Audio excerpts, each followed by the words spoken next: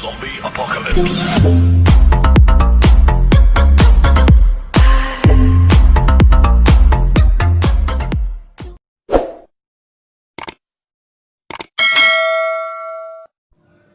Hello my dear student, आज मैं आपको 11th क्लास के पहली पोएम मर्सी के बारे में बताऊंगा, जो कंपोज की गई है विलियम शेक्सपियर।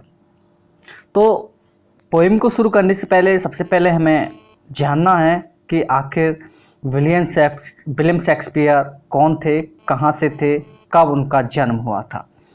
तो सबसे पहले William Shakespeare was born on April 23, 1564 at Stratford on Avon in the country of Warwickshire.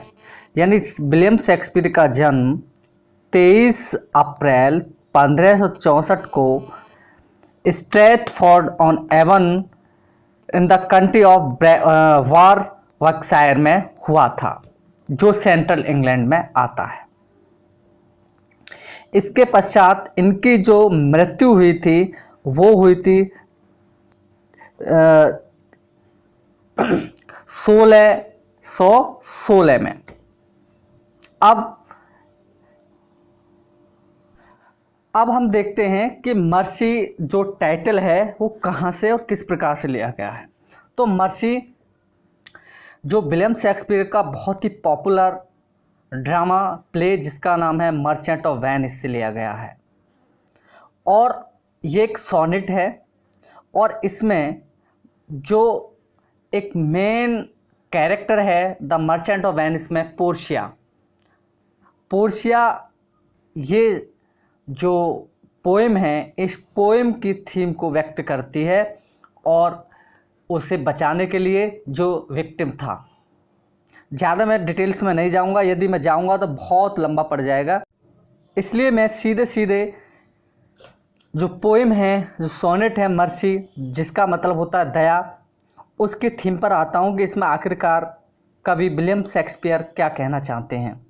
तो इस पोएम के माध्यम से कवि विलियम शेक्सपियर दया के गुणों का वर्णन करते हैं। वो बताते हैं कि दया मानव हृदय का सबसे महान गुण होता है। इसको बाय फोर्स नहीं लिया जा सकता है, इसको दबाया नहीं जा सकता है, और ये बिल्कुल स्वाभाविक रूप से आता है, प्राकृतिक रूप से आता है, और ये मनुष्य के हृदय में स्वतः ही आता है। कवि कहते हैं कि दया को जो प्राप्त करता है वो और जो देता है वो, उन दोनों को ही आनंद की प्राप्ति होती है। तो दया इस प्रकार से होती है कि जो एक व्यक्ति को सिरमौर बना देती है, एक बहुत महान व्यक्ति बना देती है। उसी प्रकार से जिस प्रकार से जब कोई एक दयालु राजा किसी न्याय को एक दया के साथ करता है तो वह लोगों के दिलों पर राज करने लगता है, और उसका स्थान बिल्कुल ऐसे हो जाता है जैसे कि ईश्वर का होता है। तो इस प्रकार से यहाँ पर कवि विलियम शेक्सपियर बताते हैं कि दया व्यक्ति का महानतम गुण होता है, जो न्याय और अन्य सभी कार्यों में बहुत ही महत्वपूर्ण भूमिका अदा करता है। तो अब हम पोएम के देखते हैं क्या कहता है कवि। तो जो मर्सी है उसका पहला स्टैंजा देखते हैं। The quality of mercy is not strength, it droppeth as the gentle rain from the heaven upon the place beneath it is twice blessed, it blesseth him that gives and him that takes। तो इस पहले stanza में कवि William Shakespeare कहते हैं the quality of mercy, अर्थात गुण दया का, जो दया के गुण होते हैं वो बिल्कुल कोमल रूप से होते हैं, अर्थात उन पर किसी प्रकार का कोई दबाव नहीं होता है। It droppeth as the gentle rain from the heaven, और यह मानव के हृदय में, दिल में स्वाभाविक रूप से आते हैं, उस प्रकार से जिस प्रकार से पृथ्वी पर आसमान से बरसात की बूंदें स्वतः आकर गिरती हैं, उसी प्रकार से मानव के हृदय में दया भी स्वयं आती है, स्वाभाविक रूप से आती है, अर्थात उसे दबाव के साथ नहीं लिया जा सकता है। फिर आगे कहता है कवि, अपॉन द प्लेस बीनेथ, अर्थात ये जमीन पर ऐसे गिरती हैं नीचे जैसे पृथ्वी पर कोई बरसात की बूंद आके गिरती है, उसी प्रकार से ये मानव के हृदय में आता है। फिर आगे कहता है कवि, इट इज ट्वाइस ब्लेस, ये दोहरा वरदान होता है, अर्थात डबल ब्लेसिंग होता है। It blesseth him that gives and him that takes, यानी कि दोनों ही, अर्थात जो इस दया को देता है अर्थात दिखाता है वो, और जो दया को प्राप्त करता है वो, उन दोनों को ही इसका लाभ मिलता है, इसका आशीर्वाद मिलता है, दोनों ही व्यक्ति को सुख और शांति मिलती है। इस प्रकार से इस पहले स्टेंजा में कवि इस दया के बारे में वर्णन करता है। अगले स्टेंजा में कवि विलियम शेक्सपियर कहते हैं, it is mightiest in the mightiest, अर्थात माइटी सर्वशक्तिमान, मोस्ट पावरफुल, अर्थात दया जो होती है वो सर्वशक्तिमान होती है। It becomes the throne monarch better than his crown, अर्थात कभी आगे बताता है कि the throne monarch better than his crown, अर्थात वो कहता है कि वो जो राजा का राज मुकुट होता है वो और उसकी शोभा को बढ़ा देता है, अर्थात उसके क्राउन को से भी अधिक महत्वपूर्ण बन जाता है।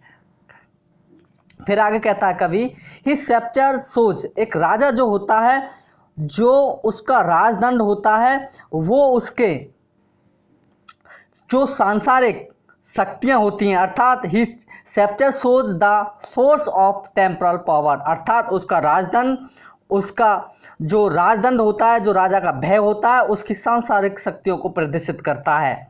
The attribute to have his majesty, अर्थात वो जो सांसारिक शक्तियाँ होती हैं वो उसकी महानता को प्रदर्शित करती हैं, उसके भय को दर्शाती हैं, लेकिन जो दया होती है वो दया का जो गुण होता है वो उससे भी महान होता है, अर्थात उससे भी उसे महान बनाता है।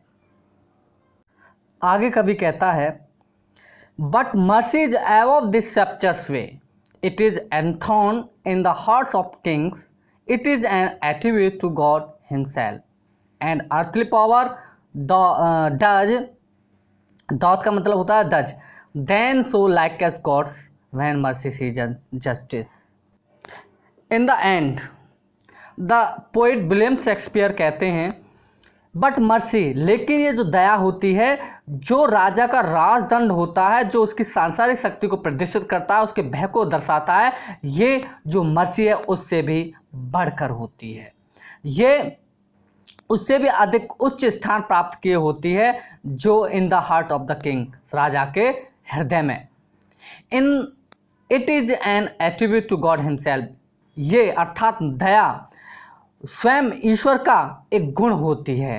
एंड अर्थली पावर द, और जो सांसारिक शक्ति होती है, then show likest God, वो बिल्कुल दिखाई देती है उस तरह से, किस तरह से, राजा के गुणों की तरह से, ईश्वर के गुणों की तरह से दिखाई देती है, जब उस न्याय में, अर्थात जब एक राजा किसी न्याय को करता है, व्हेन मर्सी सीजन जस्टिस, अर्थात जब कोई राजा न्याय को करता है और उसमें कुछ दया के गुणों को मिक्सअप कर देता है, तो वो जो दया का गुण है वो बहुत ही शक्तिशाली दिखाई देता है, अर्थात बिल्कुल वो उसका स्थान उस ईश्वर के समान बन जाता है। तो इस प्रकार से डियर स्टूडेंट्स, मैंने बहुत ज़्यादा एक्सप्लेन नहीं किया, बहुत शॉर्ट में आपको पढ़ाने का प्रयास किया है, बहुत सारी कहानी से संबंधित है, लेकिन मैंने शॉर्ट में बताया।